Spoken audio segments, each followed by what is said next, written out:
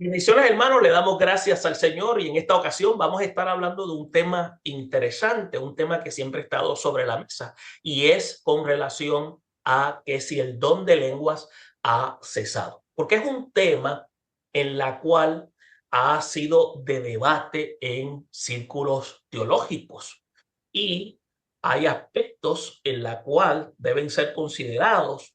Por lo tanto, tanto Juan como el hermano Richard, bendiciones a ambos, vamos a estar tocando este asunto.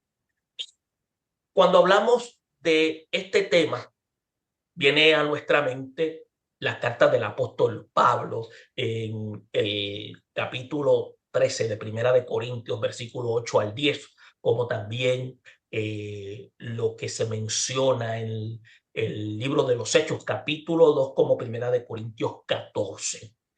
Ahora, hablar sobre este tema es un tema bastante amplio, pero hablar sobre ello implica de que se menciona de que las lenguas han de cesar cuando dice que llegue lo perfecto.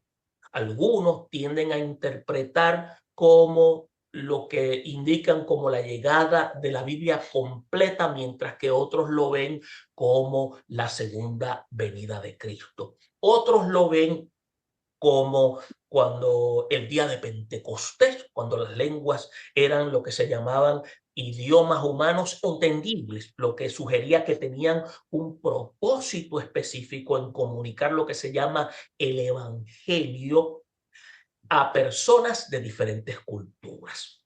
Pablo, en otras palabras, en su carta a Corintios, en el capítulo 14, lo que hace es que regula el uso de las lenguas en la comunidad de fe, indicando su propósito, y era de carácter limitado y debía ser de carácter ordenado.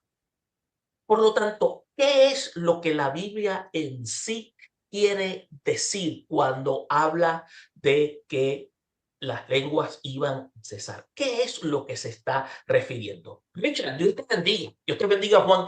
Y vamos a empezar por Richard. ¿Qué es lo que estamos hablando aquí de este tema en cuanto a lo que siempre se ha debatido? Nosotros no pretendemos prácticamente traer una solución absoluta, pero traemos entonces a la mesa este asunto tan importante en la cual queremos entonces presentar argumentos para motivar a otros a que busquen en la escritura y tengan entonces una idea de qué es lo que presentan las Sagradas Escrituras. Dios te bendiga, Richard.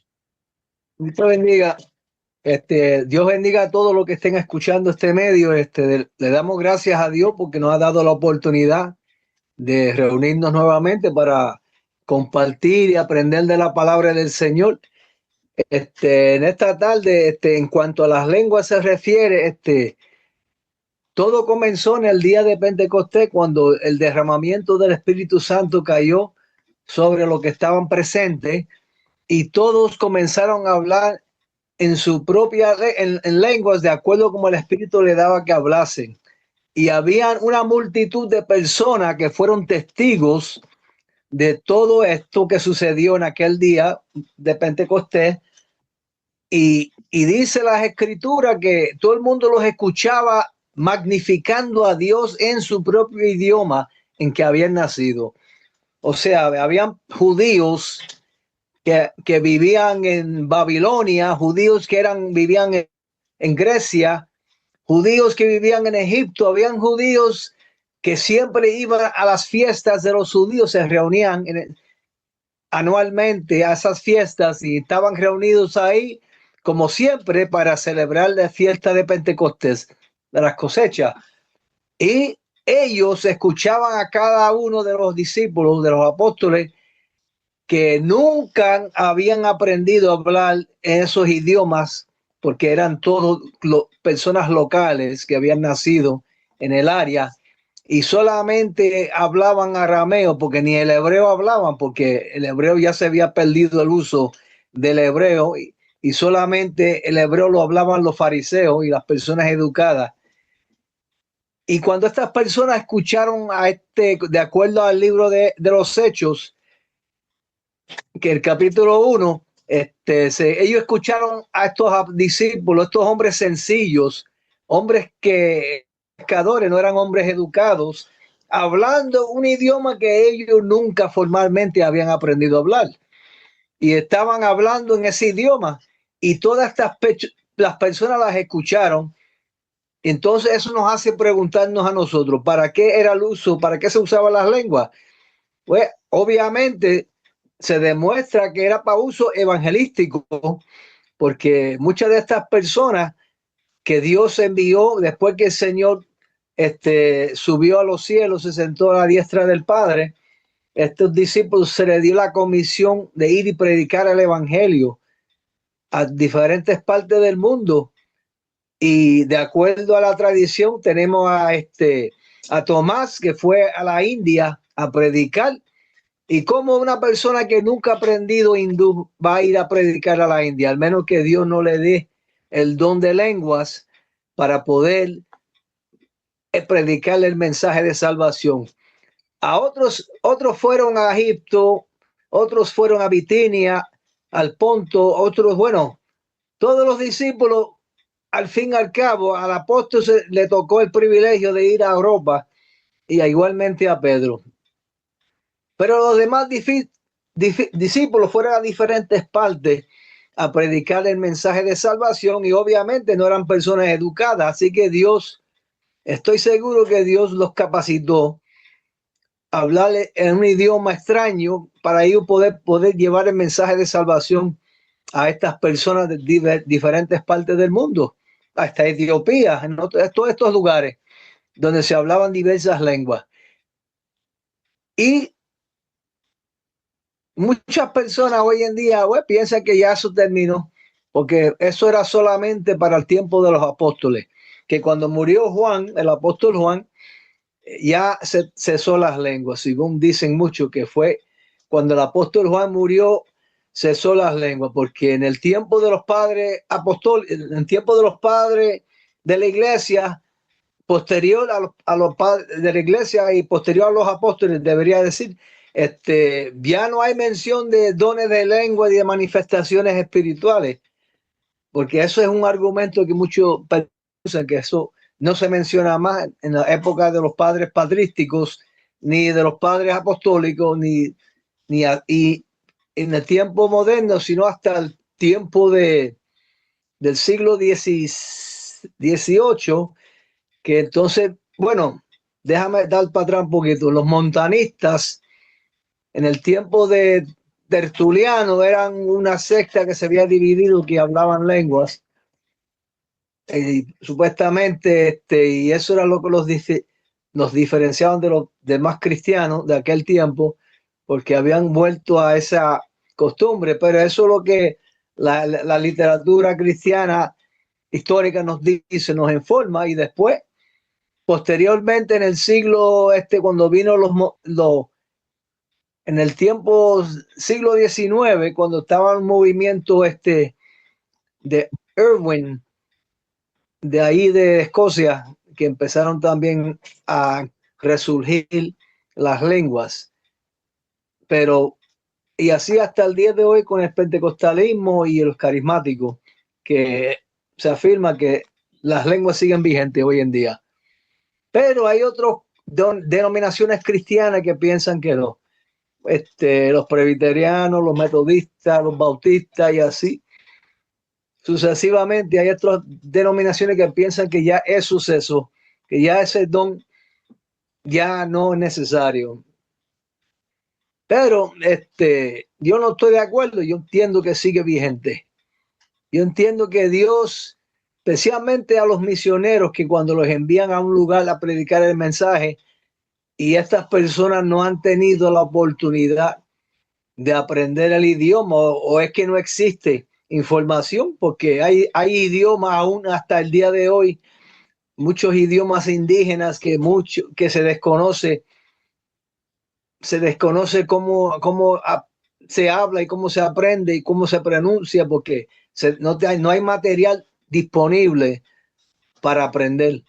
Y bueno, ahí en ese caso Dios tiene que intervenir, como lo hizo en el pasado, de manera sobrenatural, y darle a la persona ese don de poder comunicarse con esas personas que hablan un idioma que no existe ningún tipo de registro o evidencia para usar como referencia para poder dirigirse a estas personas, pero Dios tiene que obrar de esa manera, como siempre lo hizo en el pasado, de manera sobrenatural. Así que yo pienso que el don de lengua sigue vigente.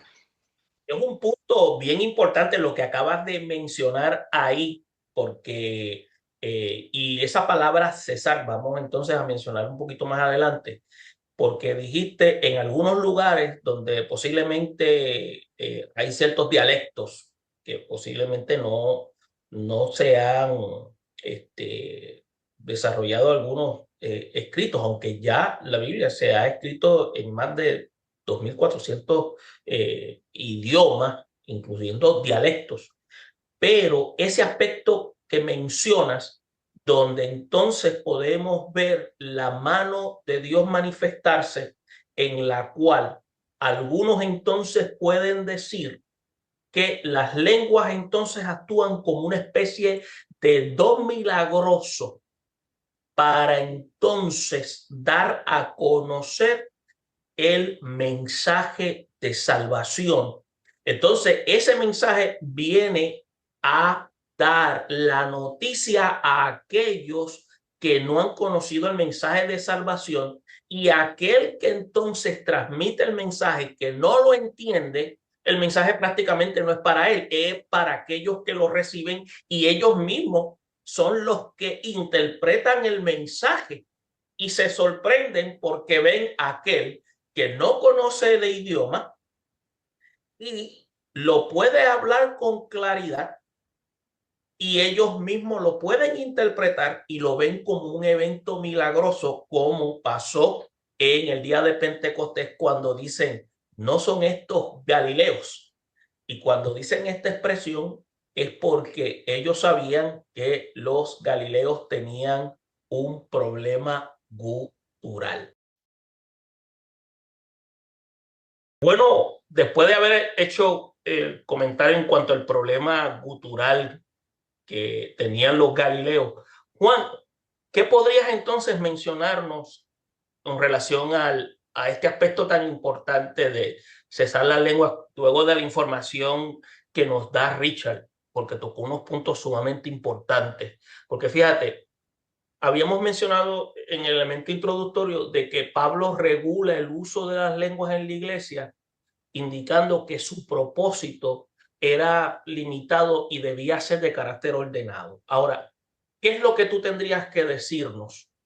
Porque entonces hay un orden dentro de la iglesia, pero habla de cesar, no era que se iban a detener. ¿Qué es lo que en sí el manuscrito habla? Vamos a seguir indagando a ver qué es lo que la palabra quiere decir.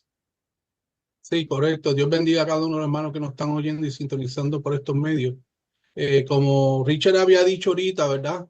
Esto pues no se sabe a ciencia cierta o basado en el texto bíblico si han cesado o no han cesado, porque cuando Pablo le habla a los Corintios en el capítulo 13, versículo 8, él lo está haciendo de forma futura. O sea, en ningún momento le ha dicho que las lenguas cesaron, sino que cesarán.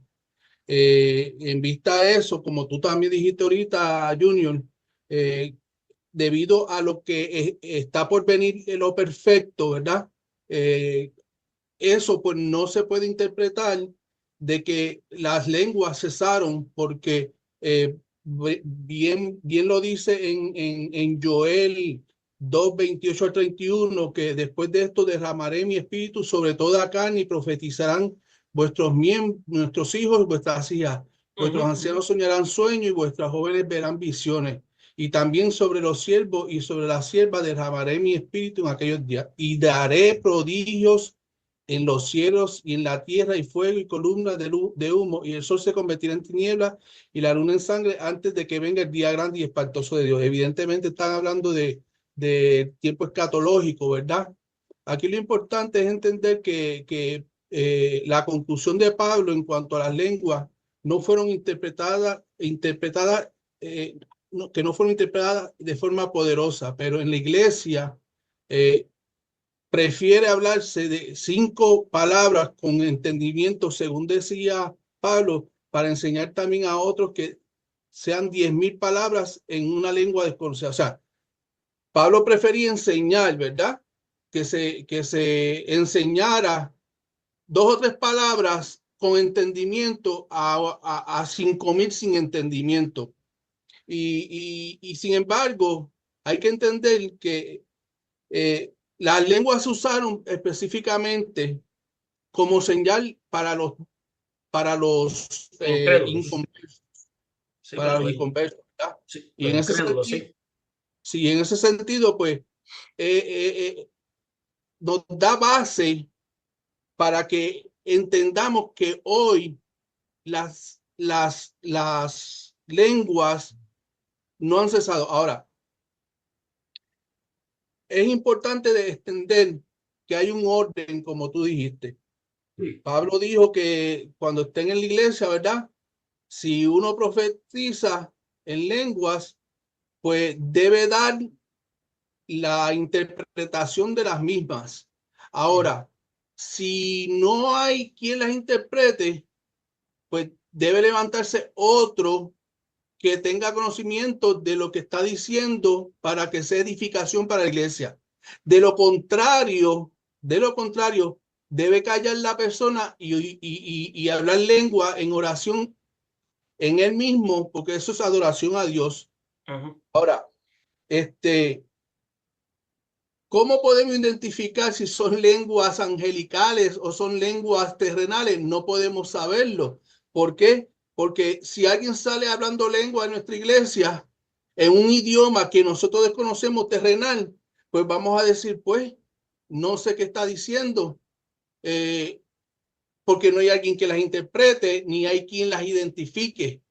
Entonces, muchas veces se demoniza, por decir así, el hecho de que se está hablando en lengua hoy en día, en lenguas angelicales, que es posible, ¿verdad? Ahora, lo importante es no hacerse de forma desordenada, sino que uno a la vez, a máximo 3, dice la palabra. En ese sentido, ¿verdad? Algunos también apuntan a que hay pasajes como Isaías 28 y Joel 28-29 como una evidencia de que hablar en lengua era una señal del juicio venidero. Describe la lengua como una señal para los incrédulos, que es lo que yo dije ahorita, ¿verdad? Para las personas que son inconversas. De acuerdo con este argumento, ¿verdad? El don de lengua era una advertencia para los judíos de aquel Dios, de que Dios iba a juzgar a Israel por rechazar a Jesucristo como Mesías. Por tanto, cuando Dios de hecho juzgó a Israel por la destrucción de Jerusalén en los años 70 después de Cristo, el don de la lengua dejaría de servir para su propósito establecido. Mientras este punto de vista es posible, el propósito principal de la lengua se cumple, no necesariamente exige su fin. La escritura no afirma concluyentemente que el don de hablar en lengua ha cesado. O sea, evidentemente nosotros tenemos que señalar que muchas iglesias históricas, ¿verdad? La de nosotros, una iglesia histórica, pues piensa más bien que el don de lengua ha cesado, pero las iglesias carismáticas y pentecostales no es así. Y hay manifestación del Espíritu Santo. Claro, a veces hay una exageración y en ese sentido es que nosotros tenemos que cuidarnos, ¿verdad? De no caer en una situación, por decir así, bochornosa ante nuestro Dios Todopoderoso, de que lo que se está haciendo no está dentro del orden de Dios. Así que, aunque es un idioma real e incomprensible, tendríamos el propósito de comunicar la palabra con una persona que habla otro idioma y sería de acuerdo con el mandato de Dios a través del apóstol Pablo. Te devuelvo a ti, Junior. Sí, ahí hay un instante y posiblemente a algunos le vaya a chocar, pero tenemos que analizar bien cuando Pablo habla en el capítulo 13 de la primera carta, cuando él utiliza la expresión, si yo hablo lenguas humanas y angelicales. Esta expresión es una expresión donde él lo utiliza a manera de hipérbole. ¿Cómo uno va a saber si una persona está hablando lo que se llama una lengua angelical? No hay tal cosa como lengua angelical. O sea, nosotros no conocemos quién habla eso. Lo que se conoce son las lenguas humanas. Ahora, eso cuando se está hablando, Pablo lo está hablando a una comunidad que hacía manifestación de los dones, pero carecía de lo que se llamaba del fruto del amor. Ese era el punto central aquí en esta carta.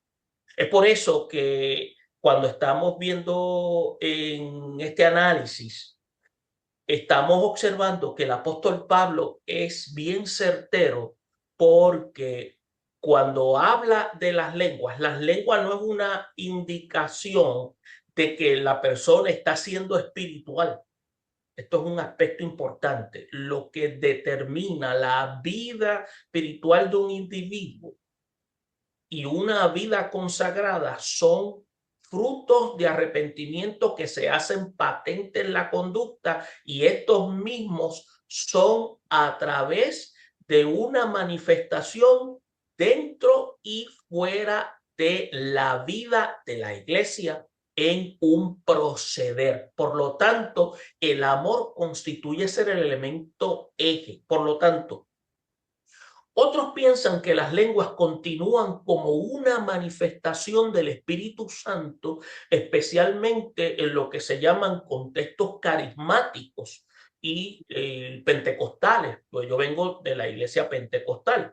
Los pentecostales piensan que si una persona no habla lenguas, no tiene el Espíritu Santo. Son los únicos dentro del movimiento evangélico, dentro de los que creen en lo que podríamos decir, que piensan que para poder tener el Espíritu Santo tienen que hablar lenguas. Son los únicos que hablan dentro de ese marco teológico.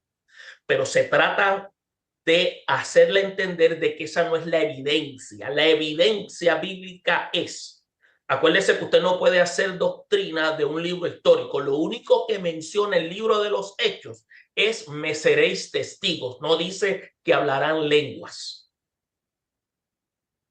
Pero acuérdese, la tradición es tan fuerte que opaca esa declaración que se dice en el libro de los Hechos. Entonces, se argumenta que no hay evidencia concluyente en la Biblia de que haya cesado por completo ese aspecto. Ahora, y es un aspecto importante, igual va la redundancia, de que no han cesado.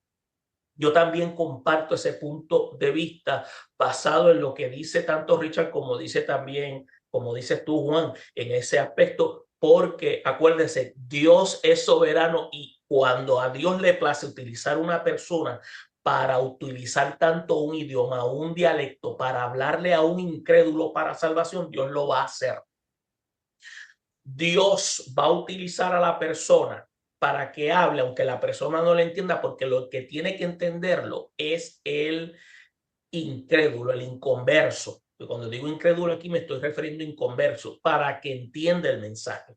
Y esa persona va a traducir lo que se está diciendo. Ahora, ¿qué es lo que podemos encontrar en aspecto de lo que es manuscrito en el Nuevo Testamento? Mira, en el griego koiné, la frase cesarán las lenguas, cuando se habla en el Primera de Corintios 13:8, la palabra que aparece es lo que se llama paunomai, que significa detenerse, significa, o también significa cesar. Ahora bien, este verbo, acuérdense bien que está en lo que se llama voz media. Y esto es interesante. Una cosa es lo que está escrito y una cosa es lo que está queriendo decir el autor en un aspecto de interacción. Lo que implica que las lenguas van a cesar por sí mismas en un momento determinado, sin necesidad de una acción externa directa.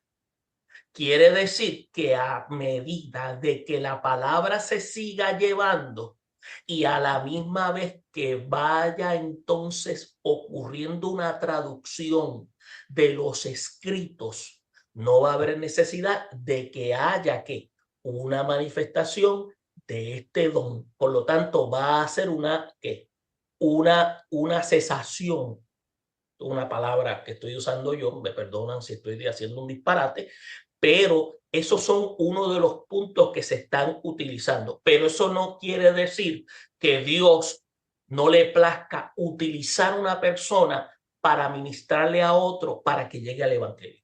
Otro aspecto es que cuando usted va al contexto lingüístico, esta palabra que mencionamos anteriormente, el paumomai que se llama, lo que sugiere es que el don de lenguas tenía un propósito específico y era que estaba limitado en el tiempo. Acuérdense, una cosa es lo que se dice en las oraciones, en el escrito, están sujetas de acuerdo a la interacción. Todas las palabras en el griego tienen un fenómeno cuando se interactúa. Y cuando se interactúa, el significado cambia. Por lo tanto, a diferencia de otros dones mencionados en el pasaje, como la profecía, el conocimiento, que se describen en el verbo como el término, el verbo que aparece, el verbo aparece como la palabra catargué o catargeo, es que se hacen ineficaces. Estas lenguas se presentan como algo que va a desaparecer. Dice que de manera natural. Quiere decir que va a ser algo que con el tiempo va a ir desapareciendo. Esto es lo que algunos académicos han ido observando a través de el análisis que han ido haciendo y han ido viendo a través del método legal, entiéndase el método legal de su análisis investigativo. Ahora bien, ¿cuál es el propósito del don? Cuando vamos al Nuevo Testamento, dentro del contexto, las lenguas eran un signo milagroso. Escuche bien, eran un signo milagroso que servía ¿para qué? Para autenticar el mensaje del evangelio, especialmente en el día de Pentecostés. El día de Pentecostés, que fue el día donde entonces la iglesia nace. En Hechos 2, tenemos que ver aquí que se manifiesta, como se podría decir, es el día de la inauguración, el día que se gradúan los discípulos. Acuérdense que en una ocasión Jesús le sopló a los discípulos. Cuando él les sopla y le dice recibiréis el Espíritu Santo, le está diciendo a ellos cómo iban a recibir el Espíritu Santo. Acuérdense, en el Antiguo Testamento el Espíritu Santo se manifestaba por goteo. Venía y se iba. Pero ahora iba a ser lo que se llamaba una residencia de carácter permanente en la iglesia, en la asamblea. Cuando esto se manifiesta en las fiestas de Pentecostés, en las fiestas de semana en Pentecostés, viene a ser residencia y se manifiesta como viento recio, y ahí ocurre este fenómeno, este milagro, donde ellos comienzan a hablar lenguas, y estas lenguas son de gente que vienen de diferentes lugares, que se utiliza el término de la diáspora, gente que venían de los diferentes sitios porque venían para las fiestas, las fiestas del Shavuot, la fiesta de Pentecostés, como le llaman ellos, y venían, y cuando escucharon eso, empezaron a escuchar el mensaje del evangelio de acuerdo a las regiones de donde ellos venían. Y cuando comenzaron a escuchar eso, estaban escuchando el mensaje de salvación. Y cuando escucharon el mensaje de salvación, por eso es que usted va a escuchar y lee cuando dice, no son estos galileos, como habíamos mencionado anteriormente, porque ellos tenían un problema gutural. Acuérdense que los orientales, estas personas, tienen problemas para mencionar ciertas letras. Por ejemplo, los árabes no saben mencionar, tienen un problema gutural. Ellos no mencionan la P. Ellos no dicen papá, ellos dicen baba. Entonces, ¿qué sucede? El concepto de esto es bien interesante porque cuando empiezan a hablar en otras lenguas, lo hacen de una manera tan exacta que los que escuchan se sorprenden y son ellos los que traducen lo que se está diciendo. Entonces, esto se usaba para identificar lo que estaba ocurriendo y para identificar a la iglesia naciente. Y esto era la manera para entonces dar a conocer que algo sobrenatural había ocurrido y lo que estaba pasando era algo que venía del cielo. Entonces, existe lo que también nosotros llamamos como el debate teológico. La academia, los expertos que trabajan en esto interpretan que las lenguas cesaron al completarse lo que se llama el canon bíblico o al finalizar lo que se llama la era apostólica, ya que su propósito inicial ya no era necesario. Hay otros que sostienen que las lenguas continúan en la actualidad como una manifestación del Espíritu Santo, especialmente en contextos carismáticos. Uno de los problemas que estamos teniendo actualmente es el abuso. Hay un abuso. Hoy en día usted escucha gente que dice que están hablando lengua y lo que están haciendo es balbuceando. Ellos no saben ellos no están hablando ninguna lengua. Ellos están diciendo cosas que no son lenguas. Usted busca personas para que busquen términos para interpretar las supuestas lenguas y no tienen interpretación. Son simplemente balbuceos. No son lenguas. Por eso es que la palabra genoglosia viene del término que son lenguas. Otra cosa es lo que se llama glosolalia. Entonces, hay otro término también en griego que se llama dialectos. Entonces, acuérdese que en el tiempo antiguo no estaba la Real Academia. Por lo tanto, en cada región se hablaban dialectos diferentes. El Espíritu Santo trabajó de una manera exacta para que el evangelio llegara a cada región, para que cada uno recibiera el mensaje de las buenas nuevas. Y ese mensaje llegó. ¿Cómo la iglesia de Roma se estableció? Pablo no fue el que la estableció. La academia, los expertos, los que han ido investigando, los que estudian ciencias bíblicas, han llegado a conclusiones donde entienden que esa iglesia es el producto de miembros, de personas que llevaron el mensaje del evangelio como resultado de lo que recibieron en Pentecostés. Eso es lo que algunos especialistas entonces sostienen. Entonces, ¿qué podemos decir dentro del marco del análisis teológico? Tenemos que ver que lo que se habla en la carta de los Corintios, primera de Corintios 13, 8 al 10, es considerado dentro del contexto histórico-cultural, tiene algo importante. La carta se escribe en una iglesia que en términos cosmopolita y comercial del siglo I tenía una diversidad cultural. Tenía un aspecto filosófico religioso, la iglesia estaba enfrentando divisiones internas, había desórdenes en el culto y había malos entendidos sobre los dones espirituales. Esto es un punto importante. Por eso es que Pablo, cuando empieza hablando, si yo hablo lenguas, lo que se llama humanas y angélicas, y esto lo está diciendo en un término de hipérbole, de exageración. ¿Por qué? Porque estos elementos no constituyen ser prioridad si el amor no está presente. Entonces se encuentra dentro de una sección que aborda el tema de los dones espirituales entre el 12 y el 14, estos capítulos. Por eso es que le enseña que el amor es el principio rector. Escuche bien, el rector y el don supremo que debe guiar el uso de los dones en la comunidad de fe, entiéndase la iglesia.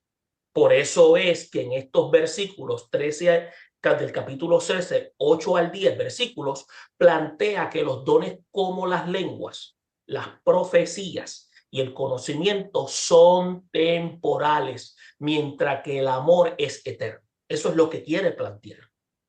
¿Se da cuenta? Mucha gente le da más importancia a los dones que a los frutos. Escuche bien algo, hermano. Los dones son temporales. Los frutos son permanentes. Y muchas personas le damos más importancia a los dones que a los frutos. Los frutos es lo que determina lo que somos. Entonces, esto destaca la prioridad del amor como la evidencia más clara de la presencia de Dios en la vida de los creyentes. Eso es lo que Pablo está queriendo decirles. Entonces, una persona que escudriña la Escritura se va a dar cuenta que la prioridad de Pablo no era que hablara lengua. Por eso es que Pablo decía, mejor prefiero yo hablarle palabras en mi idioma que ustedes la puedan entender, porque es más efectivo. Entonces, si usted viene, cuando ve en el versículo 10 que dice, cuando venga lo perfecto ahí se interpreta de diversas maneras teológicas.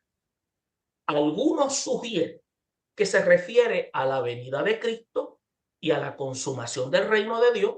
Otros lo entienden que se puede referir al establecimiento completo de la iglesia o al cumplimiento de lo que se llama el canon de las escrituras.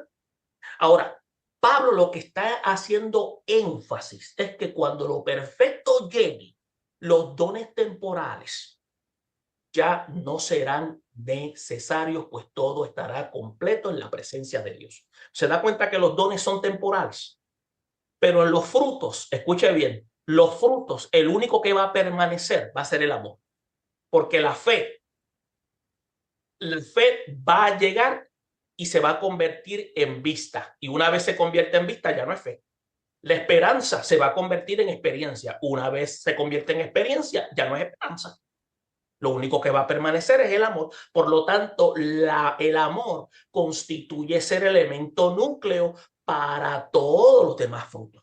Entonces, cuando dice en el versículo 12, conoceremos cómo fuimos conocidos, esto lo que hace es que añade lo que se llama una dimensión de carácter escatológico al pasaje, porque lo que hace es que sugiere o está sugiriendo, mejor dicho, que en la eternidad el conocimiento parcial y limitado que tenemos ahora va a ser lo que se llama reemplazado por una comunión plena con Dios. Ahora, la pregunta que hay que plantearse es, ¿cuál es la enseñanza teológica y la idea central? Pues miren, la enseñanza principal de este asunto es que aunque los dones espirituales son importantes para la edificación de la iglesia, su propósito es temporal. Tenemos que tener eso claro. El amor es la virtud suprema y eterna que refleja lo que se llama la naturaleza de Dios y debe ser fundamento de toda acción en la vida cristiana. Pues entonces, si eso es así, tenemos que enfocarnos entonces en los frutos y especialmente en el fruto del amor. Entonces, ¿cuál es la idea central? Pues los dones espirituales cesan, quiere decir, si cesan en la mentalidad de un occidental, no quiere decir que desaparecen, quiere decir que disminuyen. Y al disminuir todos los demás es temporal frente a la plenitud que vendrá en la presencia de Dios. Y eso es sumamente importante porque tenemos que entender que lo que nos va a ayudar a nosotros a vivir en vida abundante no son los dones, es el trabajo continuado de Dios a través de los frutos. Y en este caso el del amor. Entonces, lo que determina que somos creyentes en Cristo en el calibre que Dios ha determinado, no es que hablemos lenguas, es que demos y manifestemos el fruto del amor en los diferentes ángulos de nuestros contextos de vida. O sea, no sé si ustedes están de acuerdo, yo estoy tratando de presentar argumentos dentro del marco bíblico. Richard, algo que tengas que comentar, Juan, por favor. Bueno, yo estoy de acuerdo contigo en lo que has dicho. Tú sabes que eso es lo más importante, que es el amor, que Pablo claramente establece en el libro de los Corintios, en el capítulo 13. Y, ¿sabes? De todo lo demás los dones, todo lo demás es un medio, pero una vez que llega lo perfecto, que para mí, entiendo yo, cuando llegue el reino de Dios se establezca, Permanece. Permanente, espérate, me trabé la lengua. Permanentemente, Juan. Es la cosa, es la cosa. Cuando se establezca en la tierra, cuando ya todo el mundo del pasado quede en el olvido y se establezca un nuevo reino, un cielo nuevo, una tierra nueva, cuando llegue lo perfecto, todo eso de los dones cesarán, pero el amor permanecerá para siempre. ¿Sabe? Que el amor va a permanecer. Ya no habrá necesidad de fe, como usted estaba diciendo anteriormente, ni de esperanza, porque ya estaremos ya experimentando, viviéndolo. Ya no habrá enfermedades, nada que nos recuerde del viejo mundo, sino que estaremos ya en un mundo donde el centro va a ser siempre el amor a Dios. Y acuérdense, esto no es basado en un elemento de idea personal, es basado en lo que Pablo quería presentarle a esta iglesia, que aunque manifestaba dones, especialmente el hablarle en lengua, estaban en la carne, como los Gálatas. Eso es cierto. Se da cuenta, o sea, la demanda está en que demos frutos de arrepentimiento con una demostración de ese arrepentimiento en una conducta de la obra de Dios continuada en nuestra vida. Y eso no son dones, esos son frutos que se hacen manifiestos de manera continua en nuestra vida. Todo lo demás, el apóstol Pablo lo plasma hablando de que eso es de carácter secundario. Por eso habla de que puedes hablar lenguas humanas, puedes hablar en lo que está queriendo decir, aunque hablases angelicales. Si el amor no está presente, como diríamos nosotros, eso no tiene ninguna relevancia. Juan, por favor, algo que quisieras añadir a favor o en contra, con toda libertad. Sí, la preeminencia del amor va a ser la prioridad o el centro de la teología bíblica. Evidentemente, Jesucristo murió por el amor que él nos tenía, ¿verdad? Claro, eso está explícitamente señalado en primer capítulo, en primera carta de Corintios, capítulo 13. Y hay que ver exactamente también que el capítulo 14, ¿verdad? Pues explica el orden, como esto debe ser. Y no debemos desilusionar quizás a algunos que nos estén oyendo en el hecho de que las lenguas hayan disminuido, por decir así. Han disminuido, pero están todavía. Pablo aquí lo que hace es que él regula las lenguas, pero no prohíbe el don. Cuando usted va al versículo en 1 Corintios 14, versículo 39, lo explica bien claramente: no impidáis el hablar en lenguas. En el texto del capítulo deja claro que las lenguas deben usarse con interpretación y de manera edificante, para que la iglesia tenga esa esperanza que nosotros necesitamos con relación a lo que la profecía quiere hacernos llegar, para que nosotros estemos advertidos o podamos estar alegres por cualquier cosa que Dios quiera comunicarnos a través de esa profecía. Pero sí, las lenguas van a cesar después de que ocurra el día del Señor. Amén. Y el amor de Dios pues permanecerá entre nosotros, donde ya el sol no será necesario, la luna, nada que nosotros tengamos que depender de ello para sobrevivir, porque el centro de todo será nuestro Dios Todopoderoso. Amén. Y fíjate, todos esos aspectos que ustedes mencionan nos llevan a nosotros a poner en perspectiva de que Dios establece dones como herramientas para edificación. Pero también tenemos que entender de que ellos juegan un papel de carácter temporero, pero debemos enfocarnos en los frutos que son los que juegan un papel fundamental para nuestro desarrollo y crecimiento en nuestra vida relacional, porque estos se hacen manifiesto en nuestras relaciones con los del cuerpo de Cristo y con aquellos que no han tenido esta experiencia de salvación, porque son aquellos los que van a ver en nosotros la vida de transformación que ha hecho Dios en nuestra vida.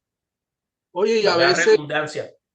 a veces Dios utiliza a algún hermano en la iglesia hablando en lenguas, quizás se dirige a una persona que necesita esa palabra y le comunica a ella y lo que Dios quiere es que sepa. Aquí lo importante es qué tanto nosotros vamos a ser recatados al momento de proferir una palabra personal a un hermano de la iglesia. Porque si es para nosotros descubrir alguna falla en la iglesia, pues evidentemente la palabra va a ser emitida para la congregación. Pero si es una palabra para una persona, ¿verdad?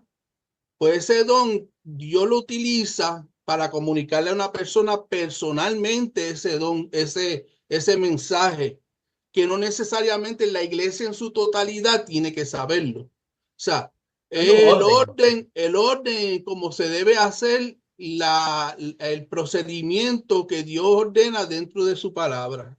Exactamente. Bueno, creo que tocado puntos importantes y hemos llegado al final. Ya el tiempo nos ha traicionado, pero esperamos que la información que se haya podido brindar sea de ayuda y haya despertado conciencia en algunos de nuestros hermanos oyentes y que los motive a buscar en las escrituras y más información, porque lo que buscamos es que brindar temas de importancia con la intención de que puedan ser de edificación para su vida. Bueno, nos despedimos y estaremos en otra ocasión en La Voz del Heraldo, ante una palabra relevante en un mundo relativo, con el objetivo de traer argumentos absolutos, para traerlos aquí en colación, para ponerlos a disposición y sobre todo para que sea de edificación para la gloria del Señor. Bendiciones a todos. Juan, Richard.